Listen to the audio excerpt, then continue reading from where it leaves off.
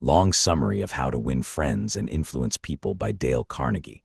We argue that the cornerstone of effective human interaction is the total abandonment of criticism, condemnation, and complaining. Our experiences demonstrate that people are primarily creatures of emotion rather than logic, and they possess a profound need for self-justification that makes them recoil from negative feedback. By analyzing historical figures like Theodore Roosevelt and Abraham Lincoln, we show that sharp rebukes rarely produce lasting positive change and often solidify the very behaviors we wish to modify. We firmly believe that the most effective leaders practice deep restraint and empathy, realizing that criticism is essentially futile because it merely puts a person on the defensive. Our research suggests that animals and humans alike respond significantly better to positive reinforcement than to punishment. We cite experiments from psychology, including work by B.F. Skinner, to demonstrate that individuals learn much more rapidly when their good actions are highlighted rather than when their mistakes are condemned. This realization changed our entire perspective on management, moving us toward a philosophy that prioritizes the health of interpersonal relationships over the immediate satisfaction of venting frustration. We contend that the resentment born from criticism often demoralizes employees and family members, permanently damaging the trust necessary for true influence. Ultimately, we define this first principle as the bedrock of our system. It is a lesson we had to learn through decades of professional and social blunders, acknowledging that most people, even those who commit significant moral errors, do not blame themselves for their actions. We advocate for a shift in perspective, moving away from judging others to understanding the environmental and psychological pressures that dictate their behavior. By choosing to refrain from judgmental outbursts, we maintain the open line of communication required to lead effectively without generating the counterproductive resentment that inevitably accompanies harsh, direct condemnation. We posit that the deepest craving of the human soul is the desire to be appreciated. This is not merely a preference but an intense hunger that, when satisfied, provides us with the unique ability to hold others in the palm of our hands. We distinguish this profound human need from base, insincere flattery, which we condemn as cheap and manipulative. We emphasize that honest appreciation, coming from the heart, is the primary legal tender of successful social interaction, and it is a resource that we currently squander on a daily basis. Our observations indicate that many people feel they are fulfilling their duties by ignoring their associates when work is done well, but reacting aggressively when it is done poorly. We believe this pattern is fundamentally broken, as it fails to feed the self-esteem that employees and family members crave.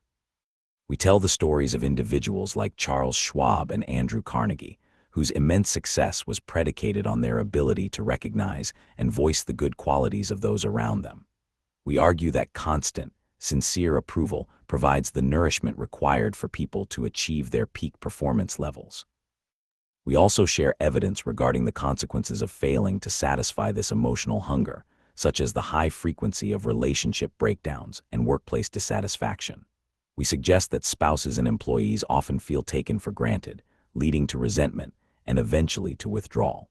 By actively searching for opportunities to offer authentic, specific praise, we foster an environment where people feel their contributions are valued. This, in turn, creates a cycle of loyalty and enthusiasm that makes our leadership efforts far more sustainable and effective in the long term. We assert that the only effective way to influence others is to appeal to what they want. Most people act like children, focusing solely on their own desires, but we contend that this approach is doomed to failure because others are interested primarily in their own goals, fears, and aspirations. By shifting our attention to the perspective of the other person and showing them how our requests help them achieve their own desires, we align their internal motivation with our proposed course of action. This shift from me-focused to you-focused communication is the central secret of interpersonal influence. We illustrate this concept through the analogy of fishing, noting that we do not bait our hooks with strawberries and cream just because we like those things. We use worms because that is what the fish want. We apply this to a wide variety of scenarios, from convincing children to pursue positive habits to negotiating complex business deals. We argue that the success of individuals like Andrew Carnegie and Lloyd George was built upon this ability to bait the hook to suit the fish.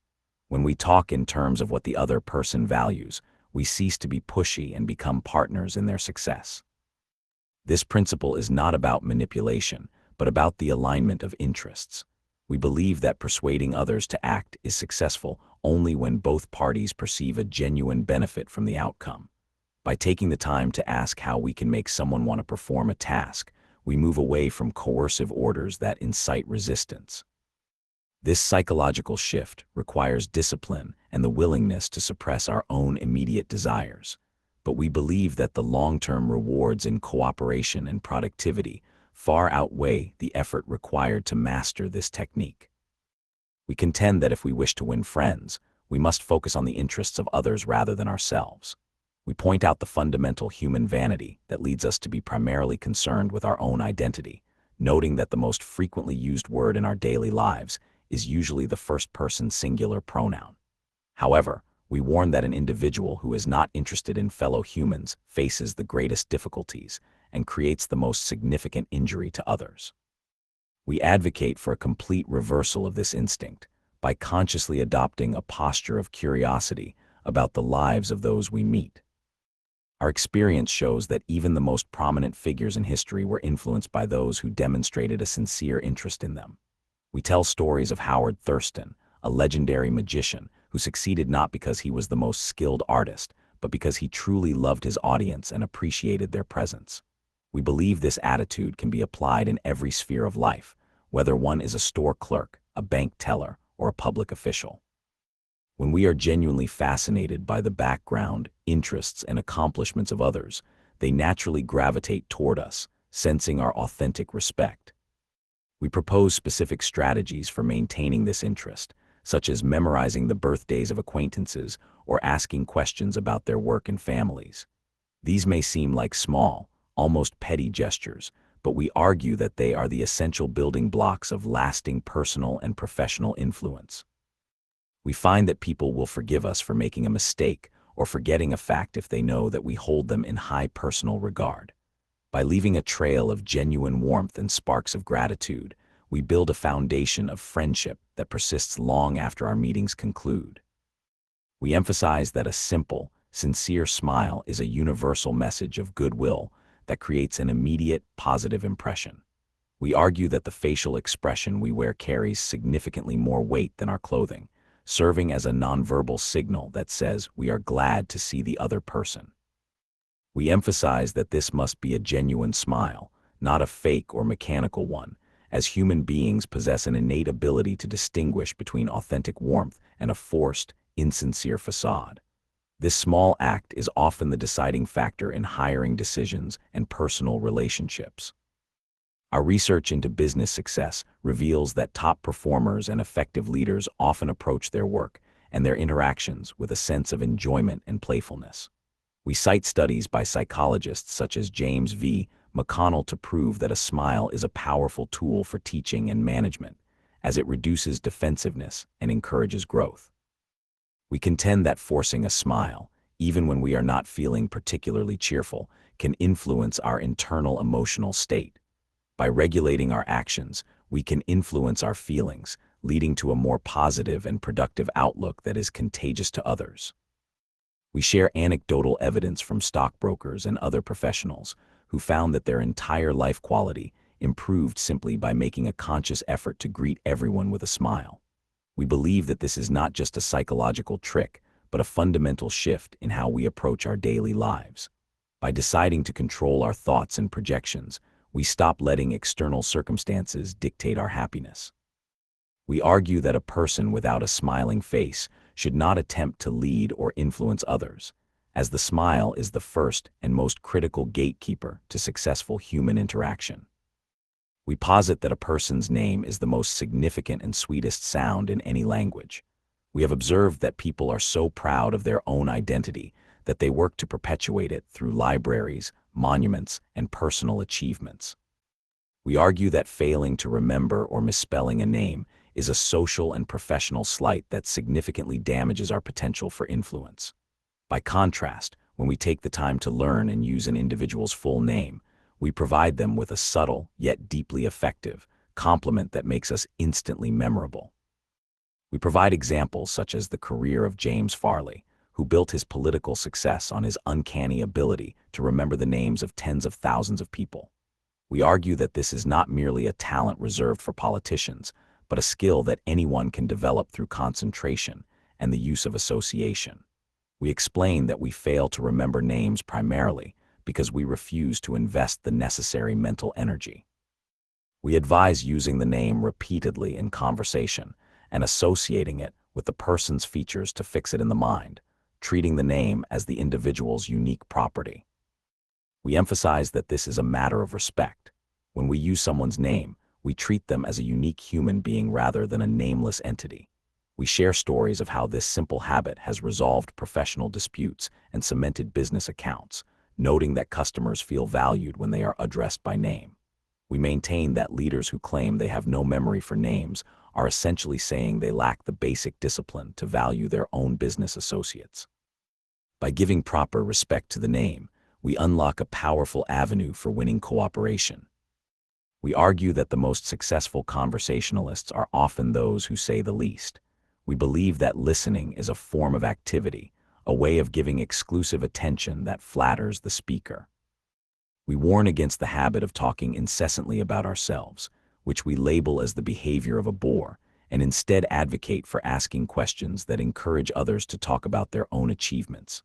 We find that when we are quiet and attentive, we allow others to pour out their grievances or frustrations, which acts as a safety valve for their emotions. We share stories of professional troubleshooters for large corporations who resolved volatile conflicts simply by listening to irate customers for hours without interruption. We argue that when someone is emotionally charged, they do not want advice or logic, they want an audience. By providing that audience with sincerity and patience, we allow the person to dissipate their own anger. We contend that the act of truly listening is one of the highest compliments we can pay to anyone, effectively demonstrating that we value their ideas and their existence as much as our own. We conclude this section by reminding ourselves that even the most prominent individuals, from intellectual giants to stressed employees, crave an attentive listener. We argue that the need for an audience is a universal necessity, and by providing it, we stand out from the crowd of people who are too intoxicated with their own egos to notice others.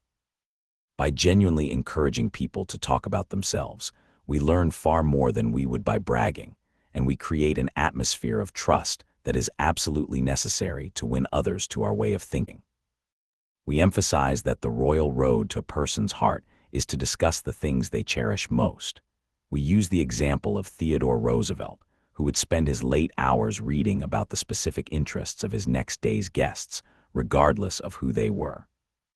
We argue that this is not a chore but a shortcut to achieving meaningful impact.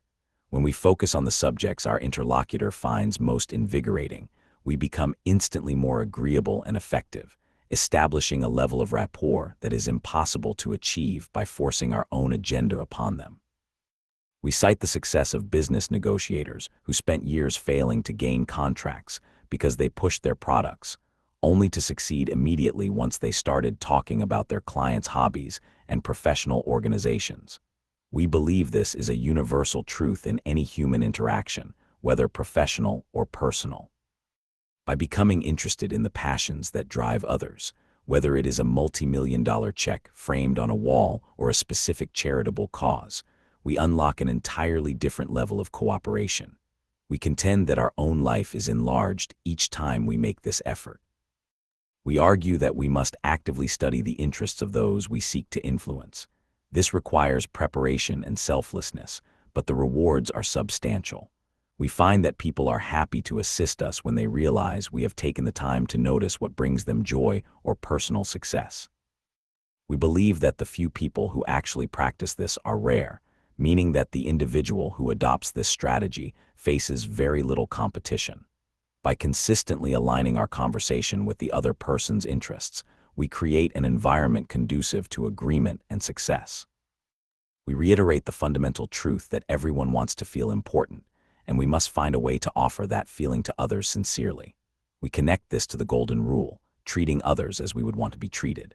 We argue that we must identify something to admire in every person we meet, even in strangers. We warn that if we are so selfish that we cannot offer honest appreciation without expecting a tangible reward in return, we will inevitably fail in our relationships. We define this as a new way of living, grounded in the practice of consistent, sincere kindness. We relate the story of a teller at a post office who was bored with his monotonous job. By admiring his hair, we turned a simple transaction into a delightful interaction that left him feeling significantly better. We contend that this is not flattery, which we view as shallow and destructive, but genuine appreciation that flows from the heart. We emphasize that this is a two-way street where both the sender and receiver benefit. When we offer appreciation, we feel the satisfaction of having acted with grace, which in turn reinforces our own desire to continue being kind. We believe that this principle of making others feel important is the key to breaking down barriers. We discuss how people often lash out because their pride has been injured. By proactively offering recognition, we preempt this defensive hostility. We argue that we should apply this not just on special occasions, but in our everyday, routine interactions, from the way we speak to a waitress to how we handle our spouses. By recognizing the worth in every person, we transform the quality of our interactions and establish a reputation as a person who truly understands human value. We argue that the only way to get the best of an argument is to avoid it entirely. We contend that 9 times out of 10, an argument simply cements the participants in their original positions, making both parties feel even more certain of their own correctness. We point out that even if we technically win a verbal clash, we still lose because we destroy the other person's goodwill.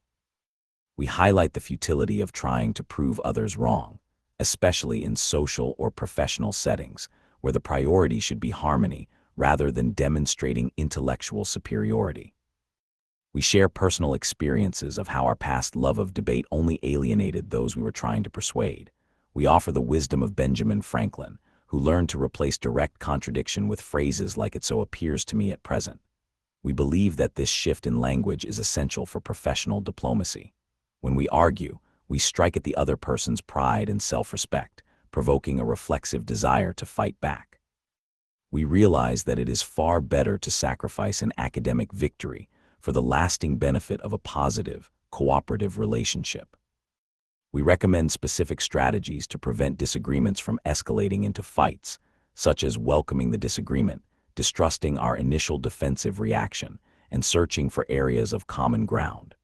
We emphasize the necessity of self-control and the importance of giving the other person the chance to speak without interruption. By agreeing to think over our opponent's perspective, we move toward mutual understanding rather than polarization.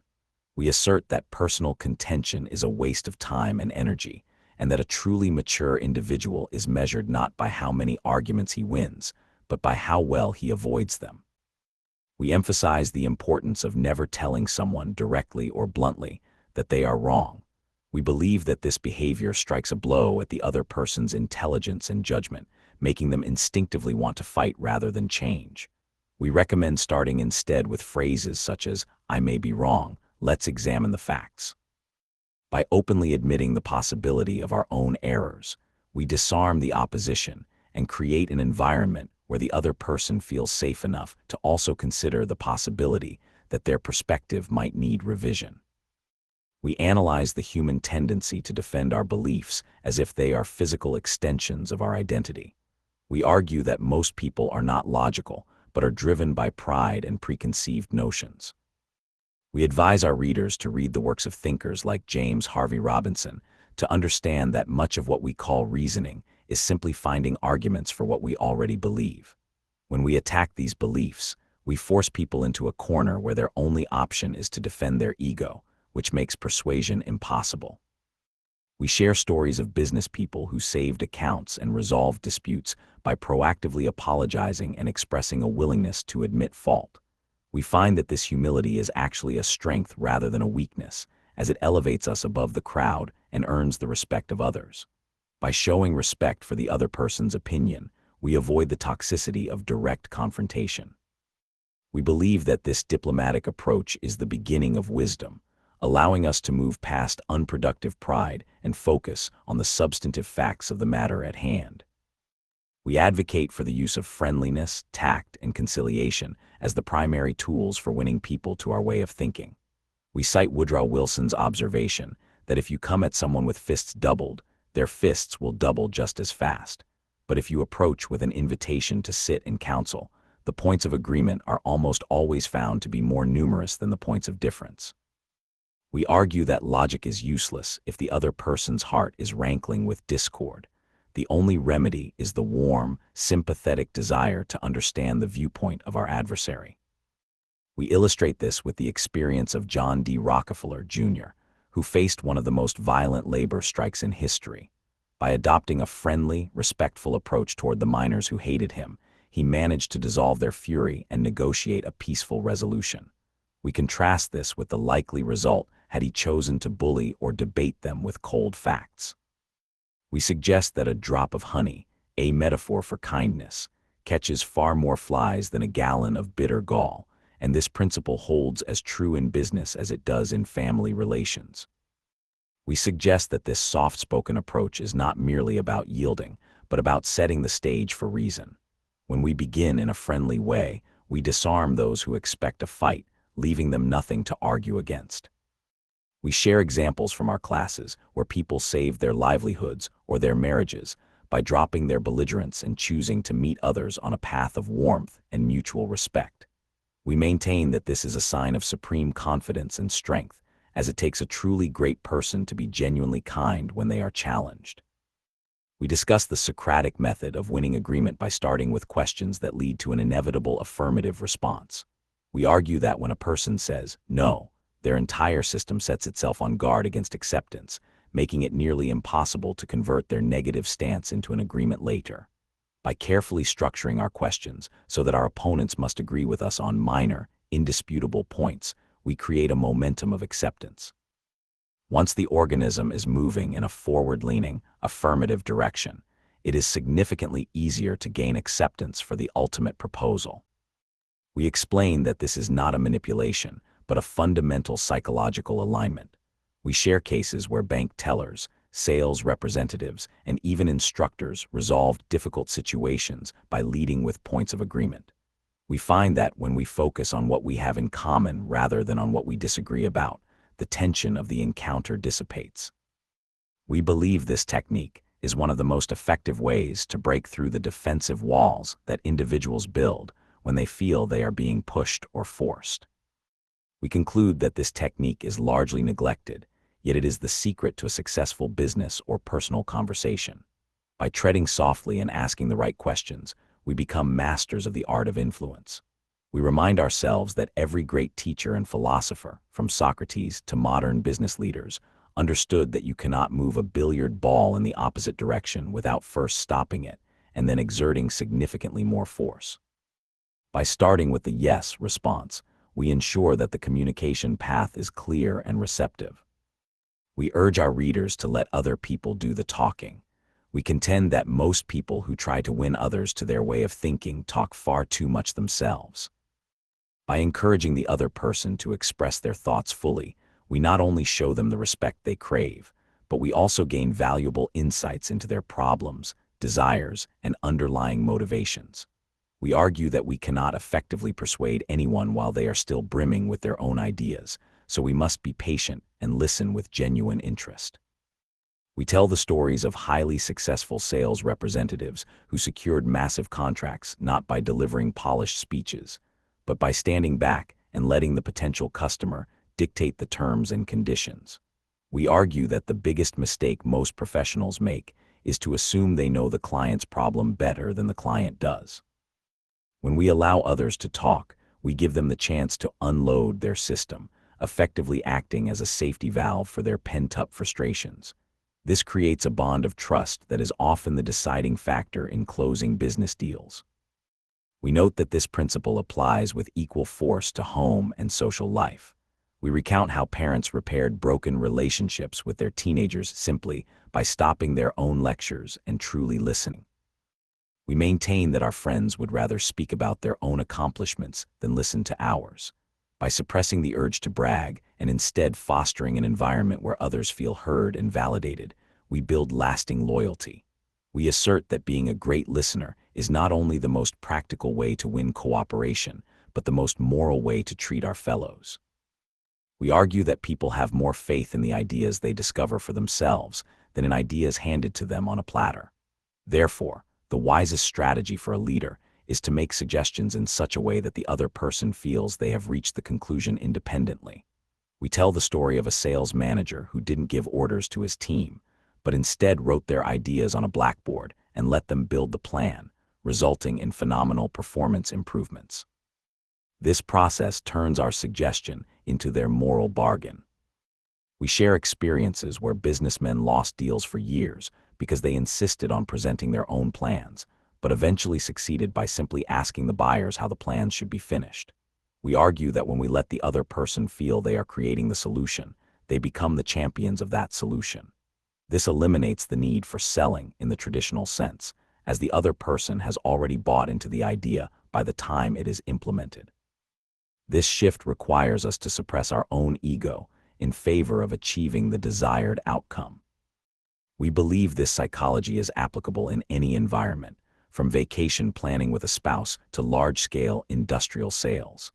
By asking questions that stimulate the other person's creativity, we empower them to reach a conclusion that we already know is the right one. We reference the wisdom of the Chinese sage Lao Tzu, who compared great leaders to rivers that receive the homage of all streams because they humble themselves. By staying behind others and letting them lead, we achieve our objectives without the friction and resistance that accompany heavy-handed management. We contend that success in human relations depends on the sympathetic grasp of the other person's viewpoint. We argue that every individual feels their own affairs are of monumental importance, and we must respect this by actively trying to see the world through their eyes. We state that by becoming interested in the cause of someone's behavior, we are much less likely to dislike the effect. This shift in perspective is the only solid foundation for interpersonal relationships and saves a tremendous amount of time, friction, and wasted effort. We tell the story of a father who realized he was trying to impose his mature values on his young child, causing a diet problem that vanished as soon as he understood what the boy truly wanted. We recount how other readers of our work applied this to business complaints, shifting from hostile debate to genuine empathy. We believe that when we show we truly understand why another person feels as they do, we become their partners. This eliminates the need for arguments, as the focus shifts from me versus you to a mutual search for the right outcome. We emphasize that this approach is difficult and requires constant discipline. It is easier to judge, to blame, and to demand conformity to our own standards. But we maintain that those who can put themselves in the place of others need never worry about the future. By closing our eyes and pausing to wonder, why should he want to do this? We open the possibility for a completely different interaction. This single habit, even if adopted partially, provides a significant stepping stone in one's professional and personal career. We believe that everyone likes to think of themselves as fine and unselfish, and this tendency can be used to elicit positive behavior. We state that people usually have two reasons for doing anything, one that sounds good and a real one. We argue that we should appeal to the former, providing others with a noble excuse to act in a way that is beneficial to everyone. By assuming that our associates are honest, fair, and upright, we give them a reputation that they are then psychologically motivated to live up to. We share experiences of business people who collected long overdue bills not by threatening legal action, but by assuming the client was fair and merely had a misunderstanding. We recount how individuals and even world leaders have used this technique to turn enemies into allies. We believe that because individuals want to see themselves as honorable, they will often make prodigious efforts to act honorably when that expectation is clearly and kindly articulated. This approach transforms a request into a test of character, which most people will strive to pass. We note that this does not work in every single instance, as there are always exceptions to human honesty. However, we argue that the results of assuming the best in people are vastly superior to the results of assuming the worst. We conclude that if we want to change people, we must provide them with the dignity of a noble motive. By appealing to their sense of integrity, we allow them to resolve their problems in a way that preserves their pride while simultaneously serving our own goals.